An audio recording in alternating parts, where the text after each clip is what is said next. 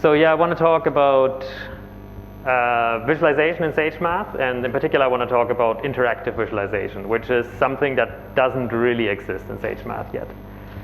So what I mean, let me give you a brief overview of visualization in SageMath, what exists. So we've seen some of this already. You can, oh, you only see a very small fraction of my screen, I realize.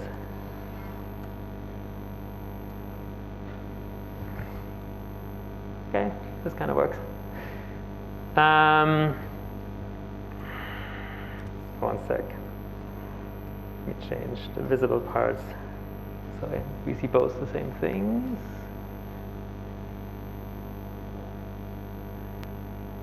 Okay, roughly like that.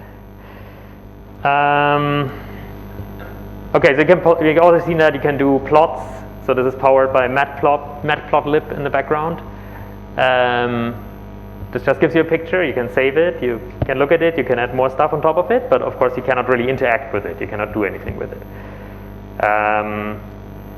You can plot graphs. It's kind of the same story. There was a question for the previous session about graph plotting. So I'm going to talk more about graph plotting a little bit later, but just to point it out, there's a section in the reference manual about graph plotting in particular. It has a lot of nice pictures, and it explains a lot of the features, things that you can do.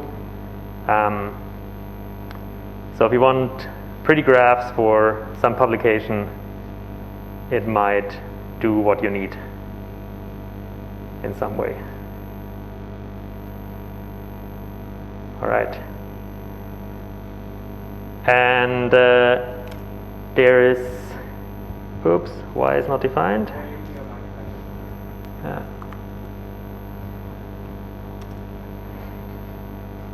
And there's also three-dimensional plots. There's non-interactive ones, so this uses a ray tracer to generate this plot. So you can do like very pretty things with reflections and things like that. But of course it's not interactive, you cannot do anything with this. But you can print it out, hang it on your wall, whatever you want.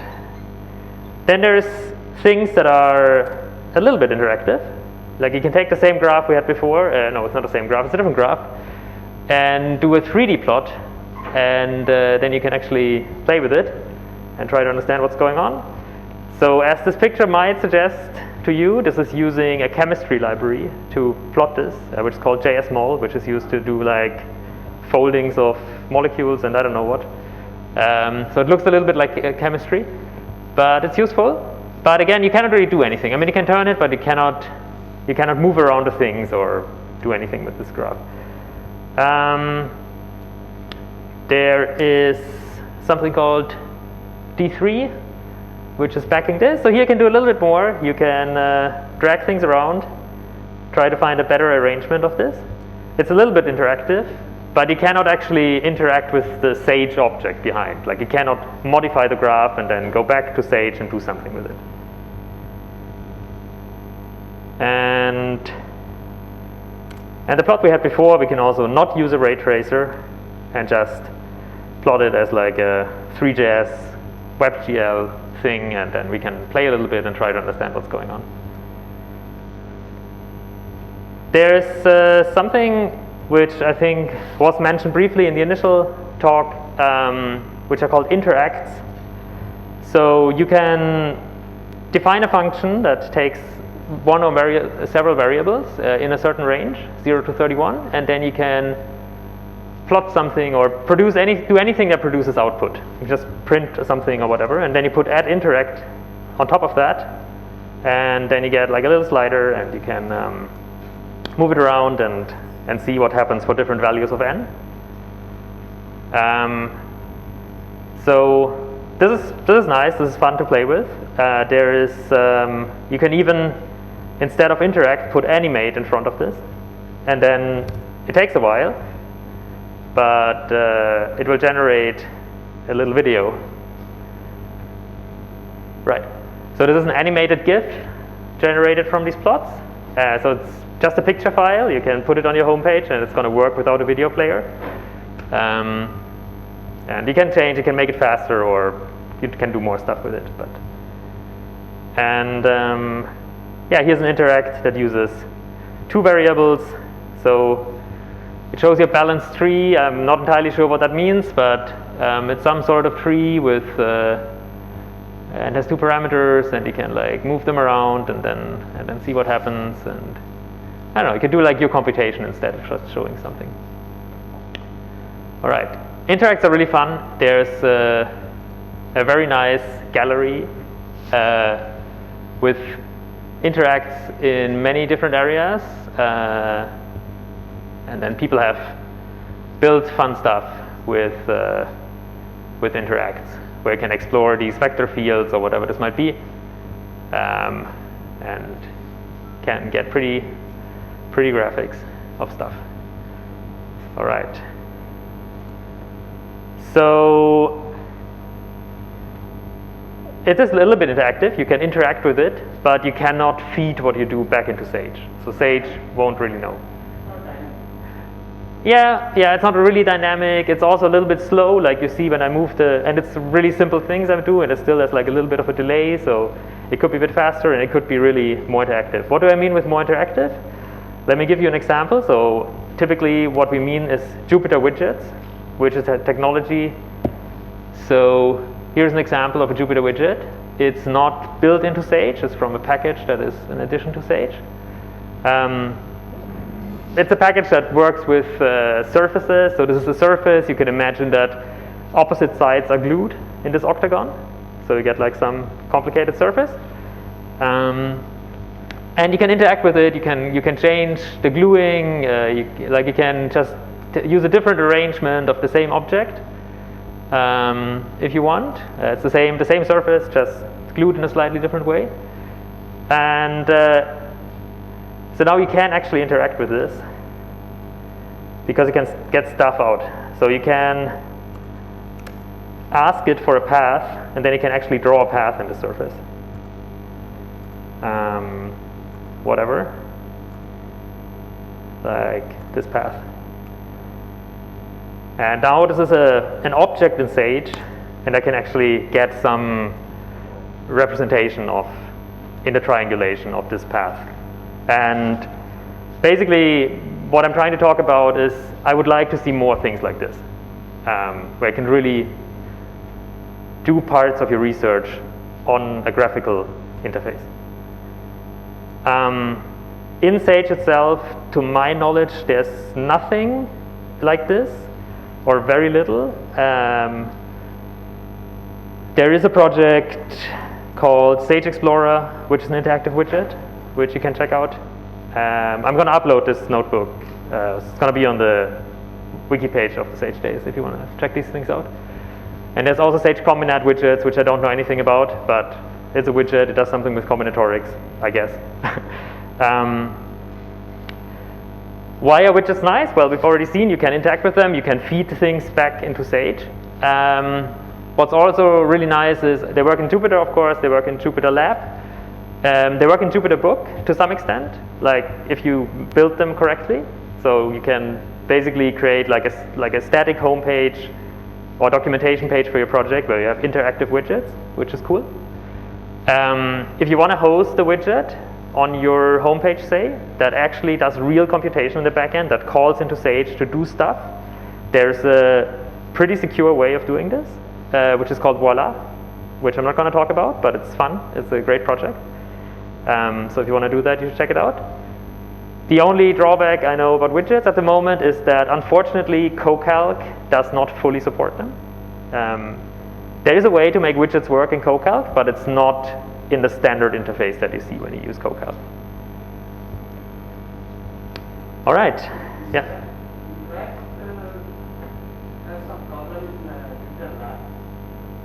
Say it again. That doesn't work properly in Jupyter Lab. Oh, that's weird. Okay, I didn't know that. I usually don't use Jupyter Lab, so Jupyter Lab is different from the notebook. In the backend, it's very different actually. So I'm not surprised. Yeah.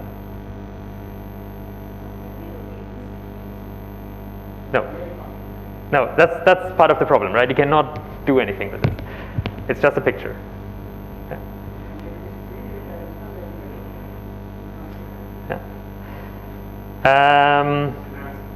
Yeah. So what's the relationship between Python, Jupyter, and Sage? So Jupyter is built on Python. Yes.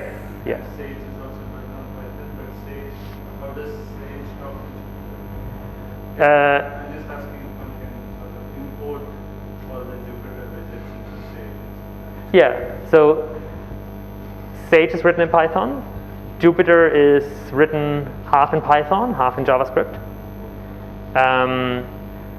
Jupyter gives you these notebooks, and you can run what's called a kernel in these Jupyter notebooks. And one kernel, you know, is Python, so you can run Python code. This kernel I'm using here is Sage, so you can run Sage. And there's like an interface where they talk to each other.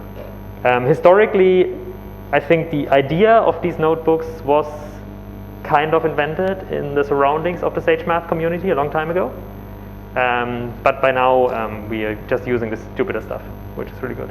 Should this answer the question or not really? So, I just wanted to understand if that manifold, that octagon example you gave can be quickly imported into Sage. This is running Sage. This is Sage, yeah, this is Sage. This is just not in the standard distribution of Sage. So if you install Sage, this package, which is called ipyvue flatsurf, is not installed. You have to install it. It's just not a standard package of Sage. That's what I meant. It is running completely in Sage, and it's using Sage all over the place. Yeah. So you can do some interactive things which are inbuilt in Jupyter. Yes, we're gonna do that right now. Okay. Okay, people wanted to do something with this graph here interactively, so let's actually try to do that. So let's build a Jupyter widget to do something with this graph. Let me see. Okay. Gonna move this here. This over there. Sizes have changed for some reason. Okay. Okay, let me see if I can turn this around without breaking everything, so I can write.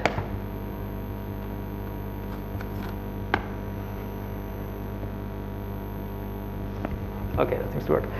So we want to build a widget. So how does a widget work? Well, a widget is some code in Python, in Sage, and some code in the browser. Let's talk about the stuff in Python first. So we have a graph, of course, and now we want to represent this graph visually.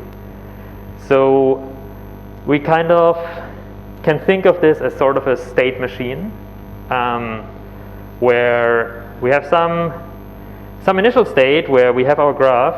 Let's draw it like this. So let's take a graph, has like 3 vertices, and some edges. Let's say these 3 edges.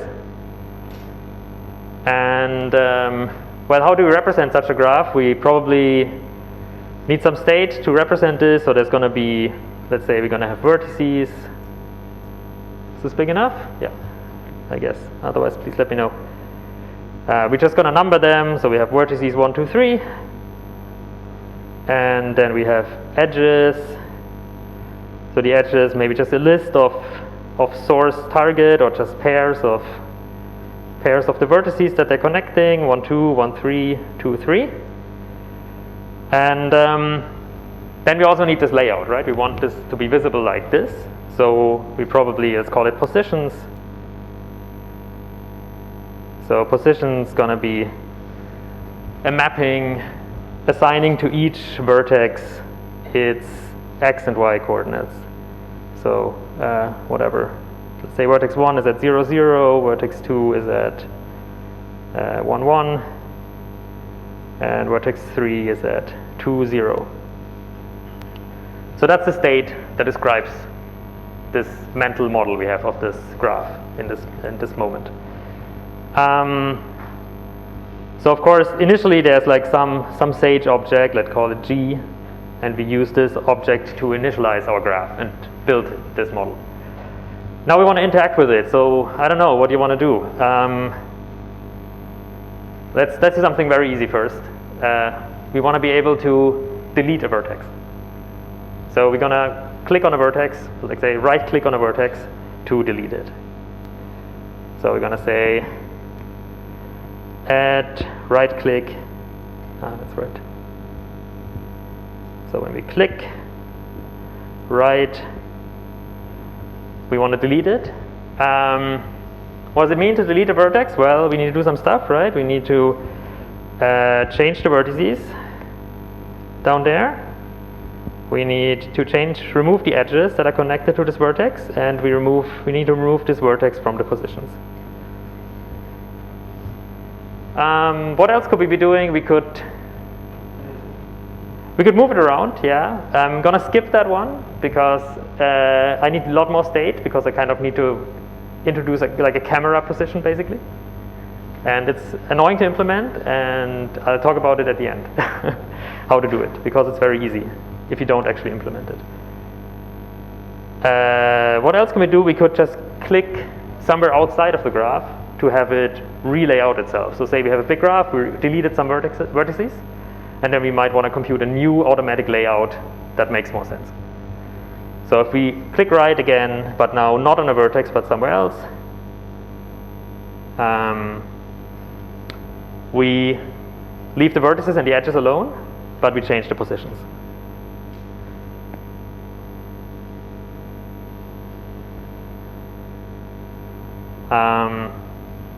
What else? We could want to, like in the other widget, like in the other visualization we've seen, we could want to drag around the vertices. Right. So, okay. So technically, what we're going to do is we're going to say when you do a mouse down, when you click on a vertex, when the mouse cursor goes down, we go into a new state, and in this state, now it's green for some reason. I guess because I picked green. In this new state, we get the same kind of picture, but now one vertex is selected.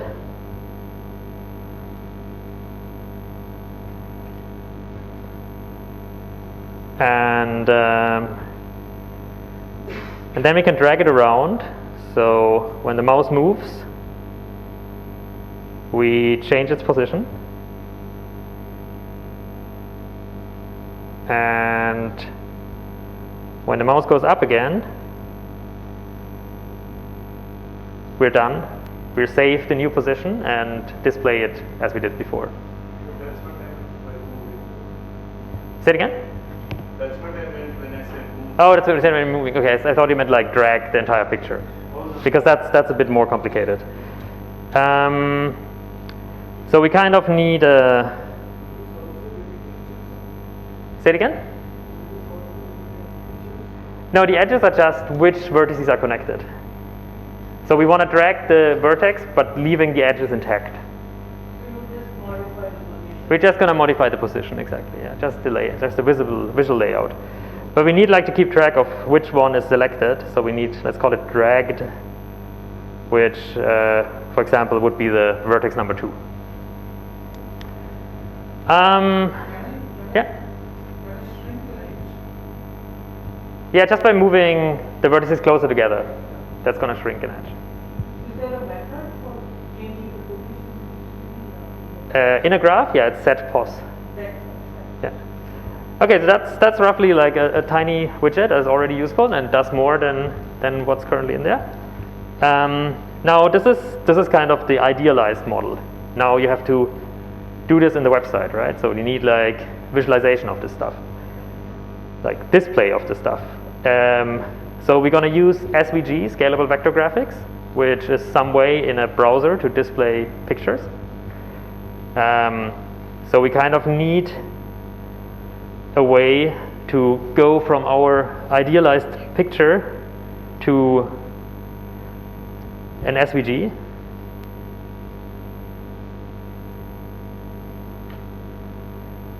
With some content. And then, well, now of course, whenever something happens to our picture, we need to modify our SVG, right?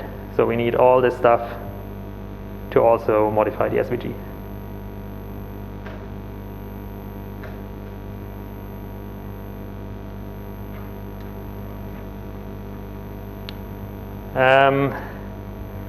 Let's add one more feature, just for the purpose of showing that it can make this more and more complex over time.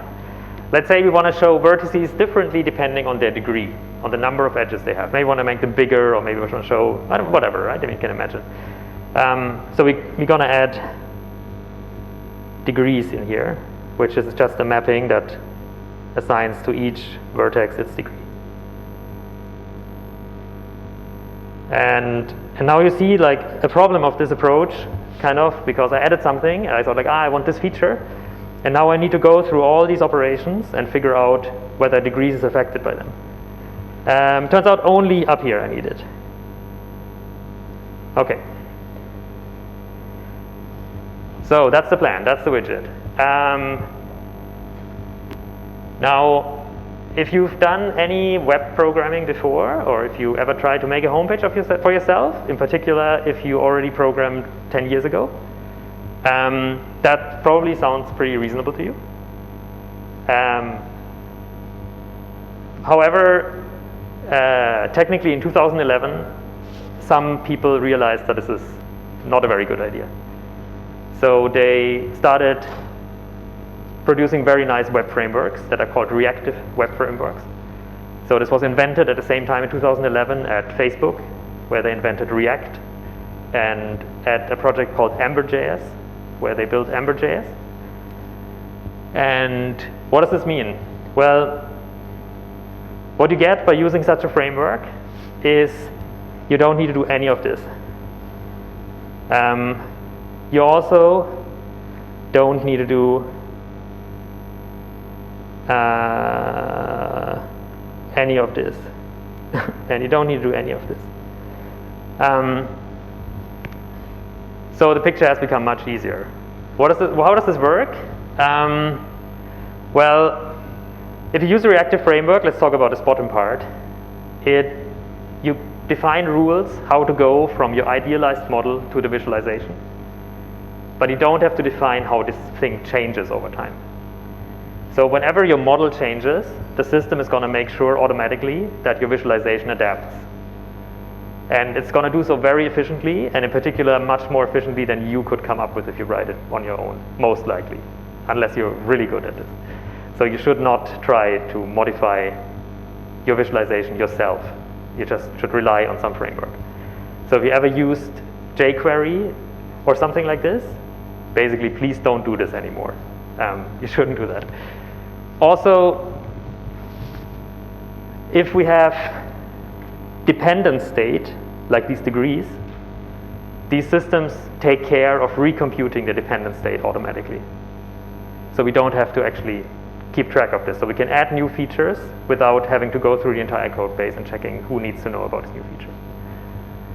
Also, if you have a rule that goes from an external object, like this G, to your model, then you don't actually need to update any of your state yourself. You just update the external object. So when I delete a vertex, I'm just going to delete vertex in Sage. And then it's going to do everything magically for me. So that's the idea. That's our plan. I got like 20, 30 minutes, something like this. So let's try to do it.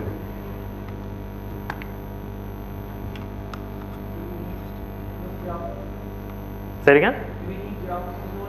Well, yes, no. No, you don't. It's a good idea to know JavaScript. Let's move this out of the way. So that was kind of the picture I was drawing, roughly. So here's just these. I'm not sure if you've heard of any of these projects. I'm sure you're using them daily. So if you ever use a modern website, you're using, so these are the typical candidates for reactive frameworks these days. Ember.js is kind of not very popular anymore from the initial days. If you ever used Facebook, you used React. If you ever used Jupyter Lab, you used React. If you use Wikipedia these days, you're going to use Vue. If you use Instagram, you're going to use React. So all these things are programmed in these languages. And there's a good reason for that, because it makes the world a much easier place. So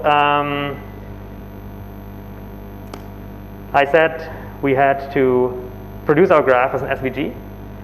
So I'm not sure who of you know how SVGs work. So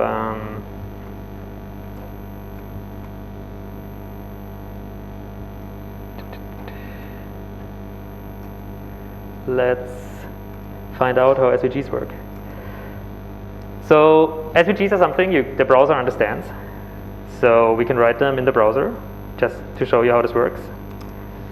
So you say SVG, you say it has a width, it has a height, and then inside this SVG you tell the thing what you want to display. So we're going to need our vertices, which are just going to be circles. They have an x coordinate, they have a y coordinate, they have a radius, and so we see something, they have a color. Right, here's our vertex. And then we're going to need more of these, of course. And then we're also going to need edges. So for an edge, we're just going to use an SVG command that's called line. It's just a line segment. It has a starting x coordinate. It has a starting y coordinate. It has its final x coordinate and its final y coordinate. And it also has a color, I believe, which is called stroke, if I remember correctly. Let's see. Yeah, here we go, right? So this is a way we can basically build our graphs. Of course, ideally, we probably want to put the line first and then the circle, so the circle hides the line that is intersecting the line. Okay, so let's actually do this. Wait, this is the wrong one. Let's create a new one.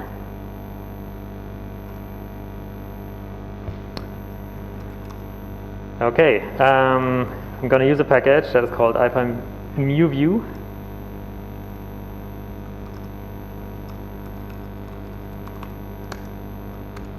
And let's create a widget. It's called a graph editor. Let's get rid of this. And it's going to be a view widget. And we're going to create it from a graph. So let's create one. Let's use some random graph from SageMath, the buckyball, which is, if I'm informed correctly, the graph that you see when you look at a soccer ball.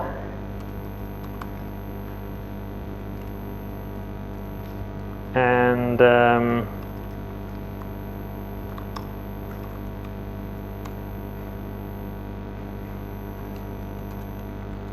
so we need to tell this thing how to actually render our graph. So let's steal what we had before.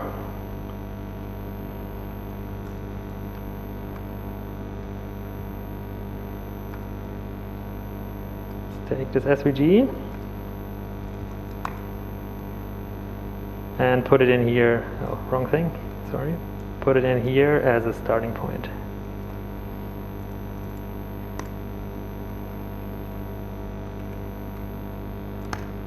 Oops. Got multiple values for template. Yes, I shouldn't put self here. Okay. So now we have our graph in a Jupyter notebook. It's of course not the right graph, it's just the 2 points we drew. So we need the state we talked about earlier. So we need vertices. We're going to need edges, and we're going to need these positions. Let's also make the width and the height variables so we can change the size of our widget. So these are going to be width and height are going to be integers. So how this works is that there is a library in Jupyter that is called tradelets. Not really in Jupyter, but it's a library Jupyter uses. And it allows you in a widget to define variables of a certain type, and then these things are going to get automatically synchronized with the JavaScript code running in the browser. So whenever you change them in JavaScript, the widget is going to know in Python or in SageMath. When you change them in SageMath, the JavaScript is going to know. So, hang on. Because how do I install ipyvue? It's on PyPy. It's not part of Sage. So I need to run a Python. Yeah. So, okay. The story about ipyvue is I wrote this very recently. It's a port of an existing popular package which is called ipyvue. And it ports this package to do two things. It uses Vue 3, which is the latest version of Vue. And it lets you run Python code on the front end. So in the browser you can actually don't have to write JavaScript, but can write Python, which we'll see in a moment. So, we really want to use Sage browser, right? Say it again? No, so this is the Python ipyvue. It is? Say it again. No. I want to use my Jupyter guy. Maybe I'm not interested. I'm running the Jupyter notebook. Yes. SageMath. Yeah, you need to install this package. It's not installed in Sage normally. Yeah. So what's the best way to So if you're outside of Sage, you can type depends how you install your Sage. You can probably type sage pip install ipyvue.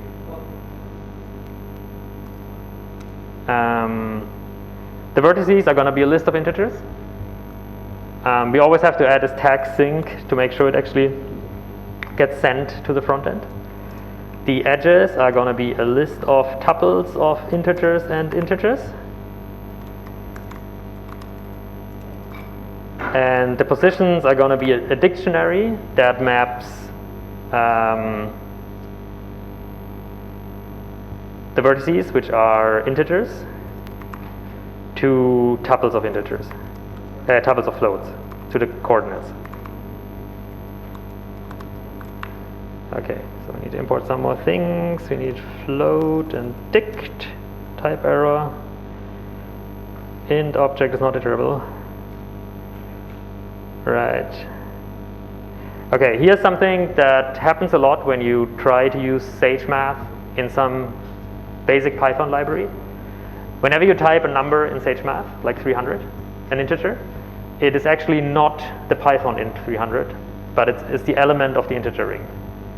So many things get confused by this. So you can do an uppercase R to actually tell it, I want the Python int. I don't want the integer ring int. So I think that's a problem. No, it's not a problem. Something else is wrong. Why are there? Why this character? Yeah. Actually, I don't know. Maybe raw or something. I have no idea. Where's the problem? List tuples. Oh, tuples. It should be tuple.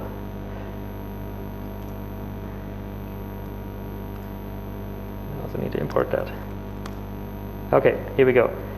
So now we can actually use the state. So let's, for example, say we want to use the width and the height.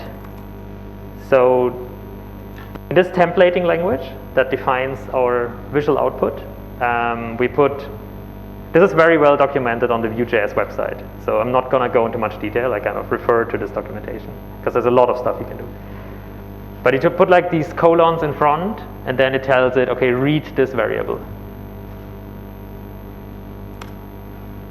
So now, I promised you that now the width and height are actually connected. So if I change the width to 10, it's unhappy again because 10 is not an int, it's an integer ring element. If I change it to 10R, you see that it's cropped at 10 pixels. I can set it back to 300.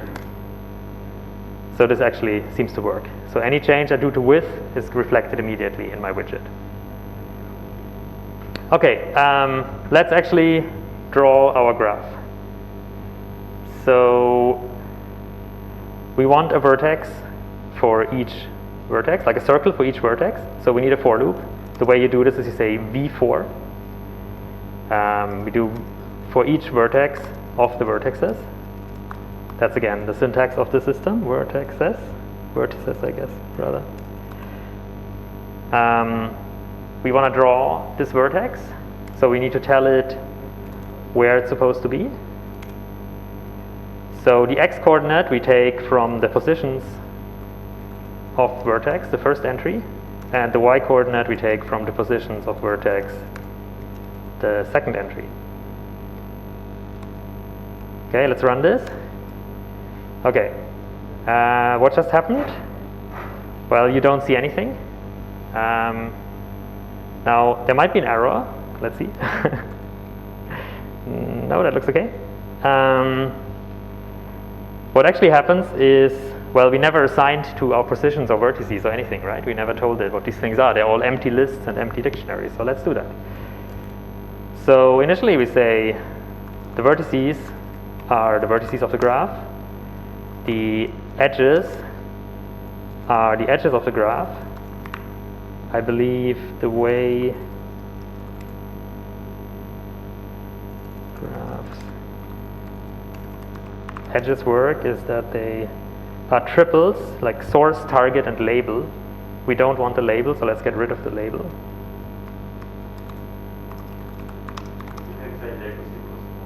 Okay, let me say labels equals false.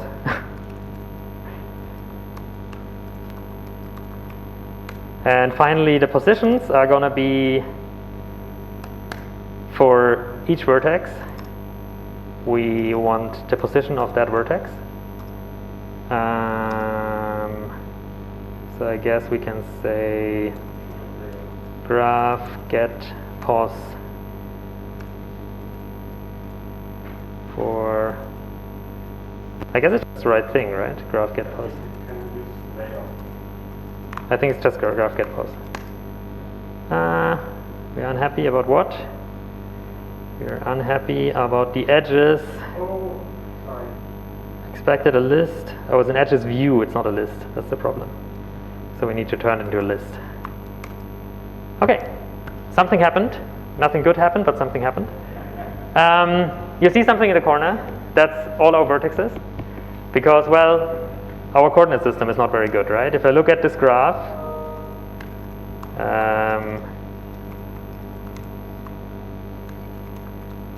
and I do get pos. Oh, graph get pos. Thanks. Well, that's the coordinates, and that's all the top left corner. So that's a bit unfortunate. Let's fix that. Of course, we can be very lazy and just say, well, let's put this in again.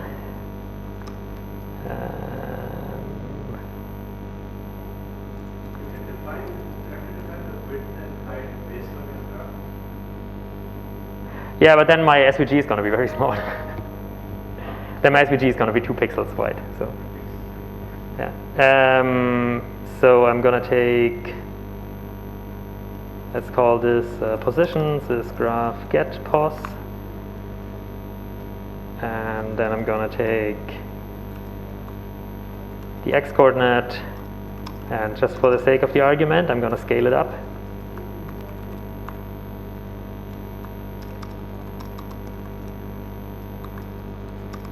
Vertex and graph vertices. Did I do this right roughly? No. Here we go. Okay, so this is our graph. It's not very interactive yet, but we can already play with it a little bit. So we can say widget. No, we cannot. Anyway.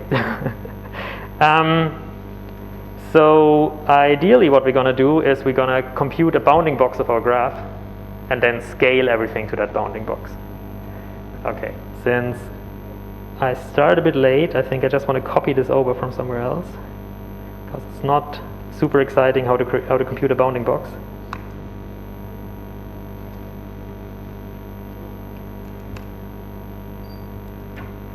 So this thing computes a bounding box.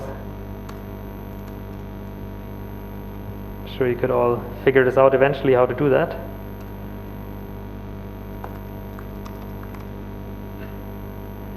And then we have to adapt. So let's get our bounding box and then move things. So actually, let's do this a bit smarter. Let's not iterate over this, but let's iterate over x, comma, y, vertex, x, y, get cost items. Okay. So what are our coordinates actually? So we take the x coordinate, we subtract we move it to 0. Is that correct? Yeah, I think that works. And then we divide by the width of the bounding box.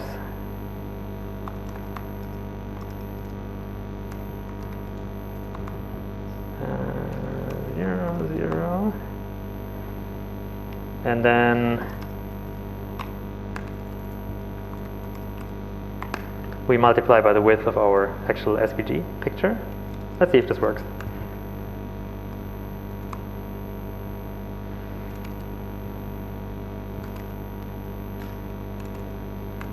With height instead.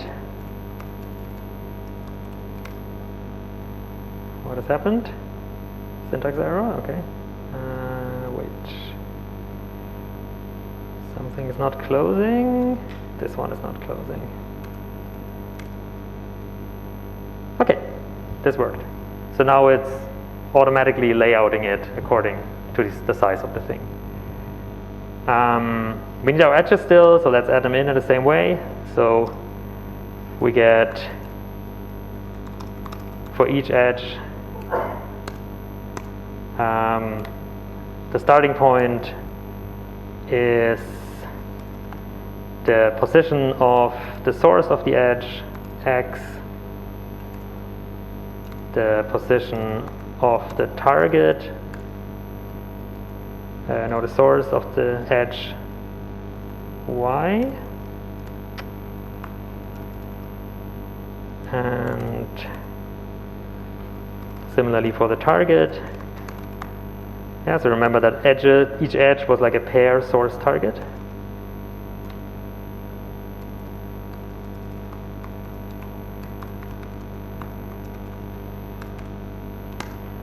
See if that worked. Here we go. Here's our graph.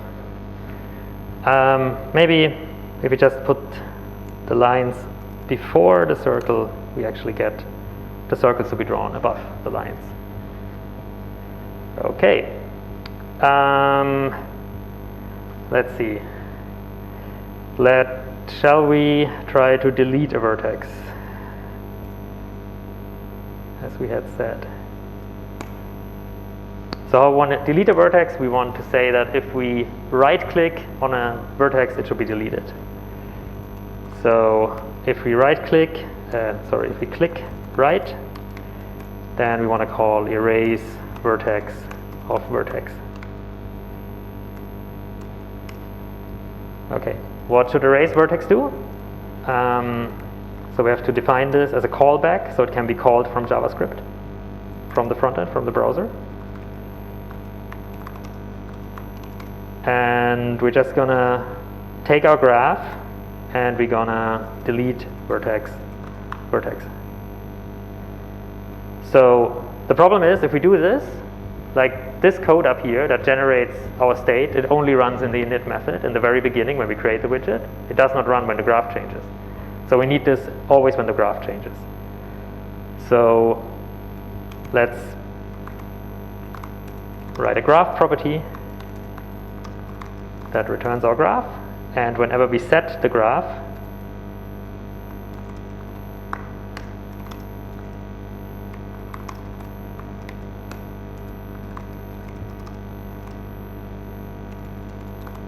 we're going to recompute all these things. So if you haven't used properties before in Python, I mean, maybe just ignore this the syntactic sugar for a moment.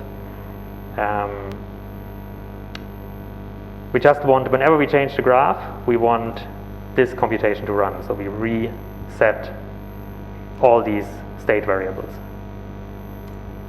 And so we just start by saying self graph is graph. Okay, so now since I've done this, whenever I change the graph already, it should update my visualization. Whatever, pick your favorite graph, right? So that worked. So I can from the outside change the state of this widget. And when I right click, it's gonna call this method. So I'm gonna update my graph. Let's see if that works. If I right click, if I manage to hit one, yeah, it goes away. Yeah.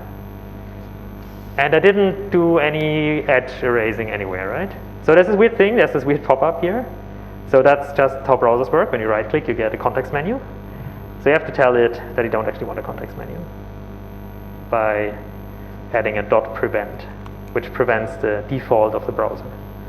And you also add a .stop for good measure, because we want to have the relayout and we don't want to have the right click on the edge, on the vertex, toggle the right click on the entire picture. Okay, so now I can actually delete stuff. Oh, this didn't work. Click, prevent, stop. Click, right, prevent. That should work. This actually run. Oh, it have to, okay. I only put the prevent on the vertex. So when I click outside of a vertex, I get the regular context menu. Okay, let's fix that. Let's say if we click somewhere right on our entire SVG,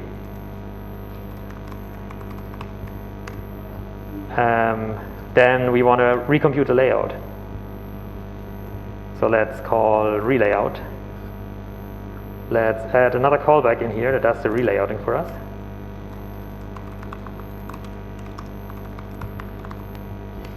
Takes no parameters. We grab our graph. We gonna change its layout by using setPos, and I believe it's called layout, and you tell it which model to use or something like this. We'll find out in a moment if this works. And then we set our graph again. So now if we right click, yeah, it relayouts. And if you click a bit crazy, you're sometimes going to delete an edge, yeah, a vertex, because it's going to be under your cursor. Okay, now this is now a functional toy, right? I mean, I didn't understand what happened when you click outside of the vertex. before, you mean, or now? Now, what happens? Yeah, you said what is right click outside? Or you just said this relayout. Yeah, so I said, so I put a click on the vertex, which erases, and I put a click on the entire picture. What does that do? It calls relayout. Does this? Relayout is this method I wrote here. I just wrote. Yeah, what does it do? I didn't understand. It sets the positions. So it sets our of the graph, of the Sage graph. So this actually changes. So this is my graph, and the corresponding object in Sage, I can ask for it, widget graph, and I can plot it, for example, in Sage normally, right? Right. And if I right click, I call setPos on this object. So now the positions have changed in this graph. In some random way. No, it uses the Spring layout algorithm. So sorry, yeah, it's not random. It uses like some, I'm not sure, like you have to read the documentation. I don't know how it works, but I guess it just emulates the edges as like springs and then tries to minimize the energy or something. So there's no relation between where you click and what it does. No. But I could do that. We could add that, but at the moment it just does like something random in that sense. Okay.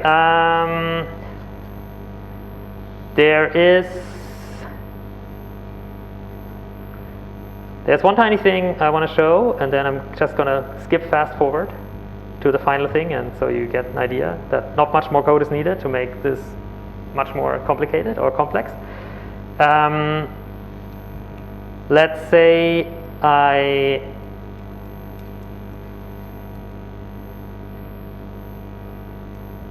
yeah, this should actually work.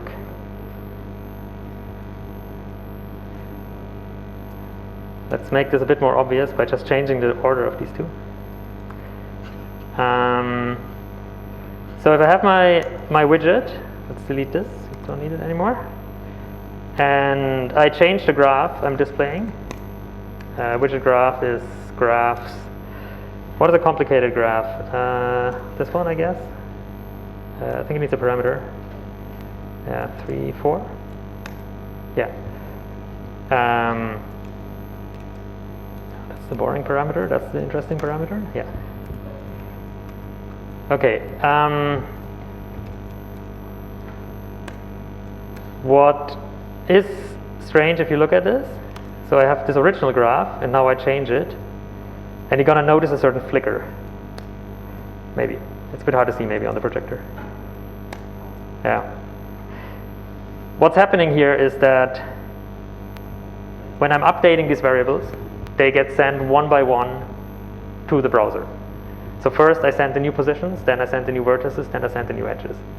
So the problem is that sometimes the system might get confused because now there is positions for vertices that don't exist, or there might be vertices but they have no position yet, right? So if you want things to update in sync, you can say withhold sync, and then everything that happens in this block updates at once. So that's like an important trick to get rid of strange bugs that you get when things are not in sync. Okay. So basically now what is missing? The main thing that is missing is dragging around vertices.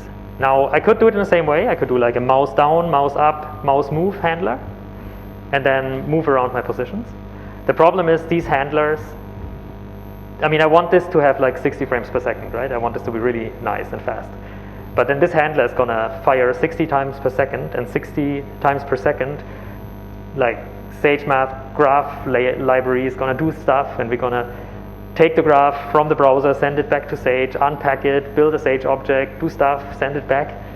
It might just work, but if the graph gets bigger and bigger, you come into trouble. So when you want to do very nice visual things, you might have to write code that actually runs on the browser and not in Sage, not in Python, on the back end. So how does this work? The way I would recommend to do this is to learn a little bit about Vue.js, which I think is a very nice framework and relatively easy to learn, and just write this part in a proper Vue component. It is basically documented at this package how to do that. You can, however, actually use Python code in the browser. So this is super experimental stuff, so I would expect this to break in lots of weird ways. What happens is, let me show you. So this is the kind of the final product. This code has not gotten much longer. It's basically the same. What we've seen before, there's now this dragged function that is triggered when you stop dragging something. So we actually update our graph representation. That's it. And we changed our template. So now it's referring to an external component, the graph editor frontend. Now, this graph editor frontend is defined here, and it reads its source code, in this case from a .vue file. This Vue file has 2 lines of code, I'm going to show you in a second. And basically it reads the entire source code from this Python file. So this Python file is sent to the browser and evaluated on the browser. So the browser downloads a build of Python for the browser, starts Python in JavaScript, and I mean this is all a bit crazy, but it works surprisingly well. And there's problems, of course, but for this example it works really well. Let me first show you what it looks like in the end, the final result. So we have our graph. We can hopefully click on vertices and drag them around. And it's smooth, I mean, it looks smooth. And I also added a JavaScript library that does animations, which is just 2 lines of code, but it's like super fancy. So now it does like, when it relayouts, it actually moves it smoothly. And because it uses this reactive approach, while it moves around, you can still delete vertices. And these kinds of things, right? You can still, like, it's a bit hard to do, but if you move and then hit a vertex in flight, let me slow it down a bit, then it's easier. But it's not going to break. And if you try to write this just with basic JavaScript and basic HTML manipulation, basically this is a case you're probably not going to get right? While the thing is moving, if you erase stuff, it's going to fly in your face usually. So let me show you how that code looks like. Say it again? Yeah, it still does that.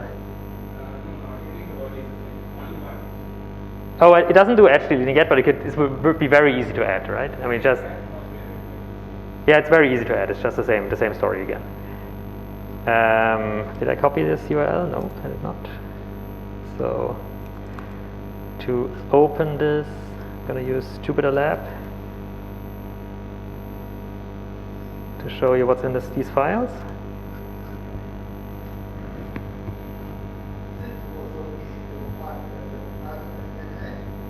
Say it again? Yeah, sure. Yeah, it's all the same. It's all, like, it's very easy to extend this now. Okay, first of all, I'm going to show you this tiny bit of Vue.js code. This one. Okay. Basically, this code exists because I want this animation library, which is called Green Socks, GSAP. And I need this animation library to move it into Python, and I need this tiny bit of JavaScript to make this happen. If you don't want animations, you don't need any JavaScript at all in this example. Now here's the implementation of the front end. It's basically what we had, just some things now have moved to the front end. There is our template, which is exactly the same we had, just there's like a mouse up handler, there's a mouse move handler, there's like a few more events now we're taking care of. And it's just Python. So it uses the API of Vue.js, which is, you define a setup function that defines your state. So in this case, here's for example this dragged state. So this dragged state, this variable, that is the vertex number that you're dragging right now. This has there's no reason why this should live in Python on SageMath, right? I mean, we don't need to know what you're dragging at the moment. Only the browser needs to know what you're dragging at the moment. So you define it here. There's this updating the positions. This is this animation part. Kind of ignore it, but you see that it's not rocket science. I mean, like, it's just a few lines of code. So this does this entire animation business. When you click right, we send a relayout event back to the server. When you click right on a vertex, we send a raise vertex event back to the server. When you drag, we set this dragged variable. When you stop to drag, we send a dragged event to the server and set this variable to none. And what is that? Right, and while you're dragging, we update the position of our vertices. And that's all there is to it. Okay, again, this part is super experimental, and it's a bit annoying to debug because you don't have a real Python. So the Python runs, like, you have to look at the JavaScript, like at the browser console, and there's going to be Python exceptions and JavaScript exceptions and all kinds of stuff. If it's simple enough what you're trying to do, it might work very well, but there might be things that actually don't work. But so let me finish with saying, if somebody wants to try this out, I would be very, very excited to help. In particular, to write some documentation for this package while I'm doing that, and fix more bugs. In particular, this Python part, I imagine there's lots of bugs in there still. All right. What are your questions?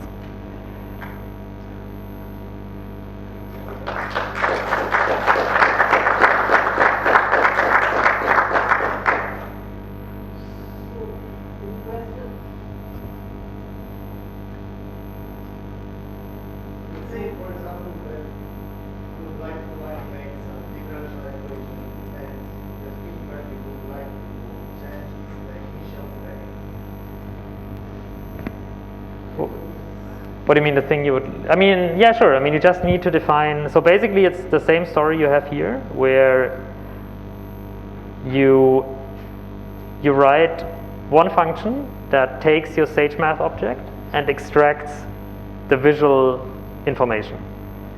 So if you can do that, then you're basically done. So you say you click somewhere, and then you have this call back into Sage, change your differential equation object, and then it will call this setter again, and then the visual things will update. Yeah. Yeah. So now I slowed it down a bit. Oh, I did not apparently manage to slow it down. I thought I slowed it down. Why not? I'm in the right.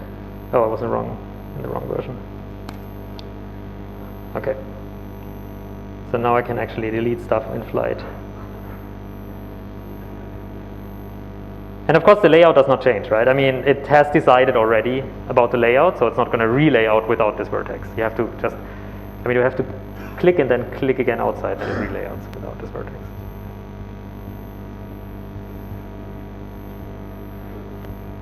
And this is going to be saved in some way, so that's very easy to access. So at the moment, I think this Python in the browser stuff is too unstable to put it into Sage, maybe. Yeah, it would be easy. I mean, it's a pure Python package. It's very small, actually. So also this entire, so really the hard work here is done by Vue.js, which is an amazing library, and it's done by this pyodite project, which builds CPython for the browser. And then on top of that, this is just a few hundred lines of code. It's like it's a really small project. Like even though it does these things. And would it work from Unix? What do you mean? I'm using Sage only from Unix. So I know that there is some sort of Widget tree. Oh, inside Emacs. No, it's not inside. It goes browser. So it lets you open the browser that does things there. So if you can see Jupyter widgets in Emacs in some way, then you can also see this widget. This is just a regular ipy widget. This is like any other ipy widget. Yeah. So one little disclaimer, I'm hopefully going to fix this today, is right now this does not work in Jupyter Lab just because one URL is wrong. So it's like a super trivial bug. But it's loading Vue.js from a URL that is wrong, and then it says like not found, and it fails.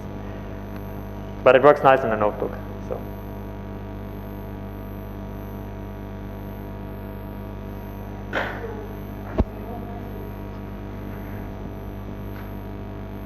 Thanks, Julian.